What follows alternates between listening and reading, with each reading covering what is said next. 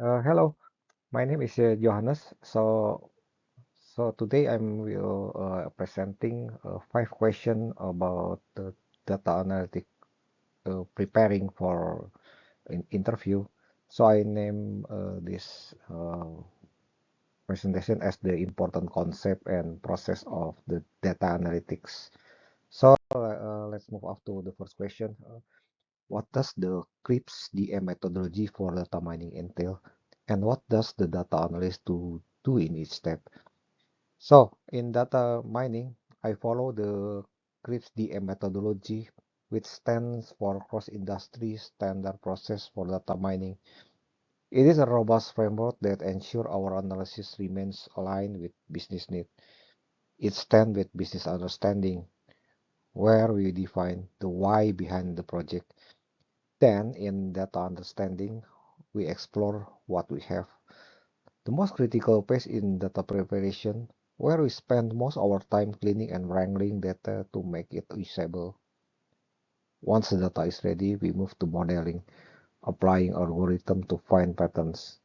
But we don't just stop there. We enter the evaluation phase to ensure the model actually answers our initial business question.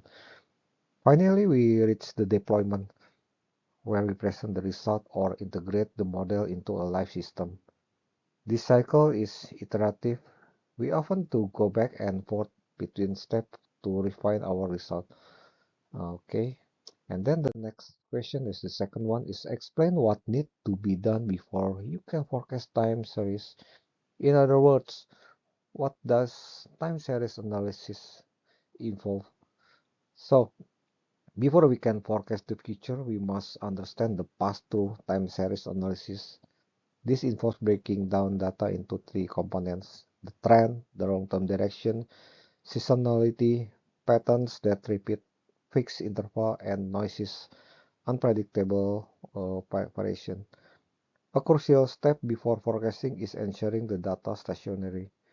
This means its statistical properties, like mean and variance, don't change over time. If a series isn't stationary, our forecast will be unreliable. We typically use the Dickey-Fuller test to check for this. If the data is not stationary, we apply techniques like differencing to stabilize it. And we look at autocorrelation to see how past data point influence current ones, which is the foundation of model like ARIMA. The next question will be the third one is, so how discuss the main principle of data ethic as well as what company organization would be uphold this principle. Data ethic is not about the moral obligation we have when handling information. The core principle include informed consent where users are fully aware of what is being tracked and privacy. To ensure that PII is never exposed, we must also respect data ownership, acknowledging that the data belongs to the user, not the company. Uh, to uphold this, the organization should adopt a privacy by design approach, integrating security at every step of the data lifecycle. They should also perform ethical audit to ensure algorithms aren't causing or harm or unfairness. Transparency is a key. A company should be able to explain its data usage to plain language, not just in long legal documents.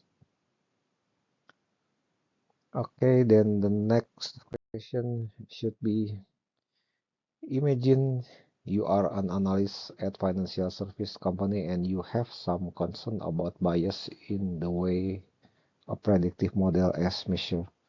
How would you raise your concern with your managers? Make some suggestion for how avoid measurement bias in the future.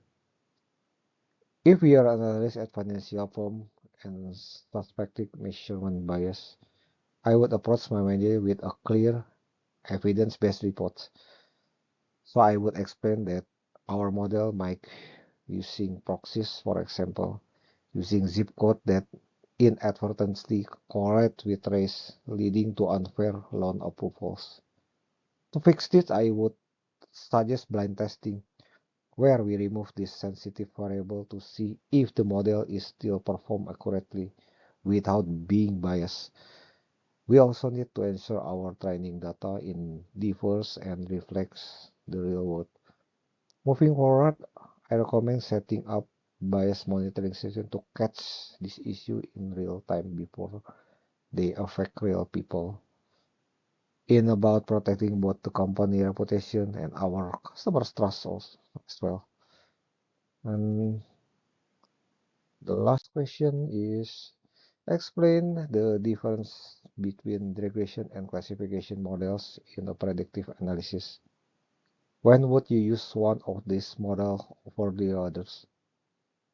In predictive analysis, choosing between regression and classification depend entirely on what we want to predict. Use regression on the output is a continuous number. For instance, if you want to predict exactly how much a customer will spend the next month in dollars, that's regression problem. On the other hand, use classification when the output is a category.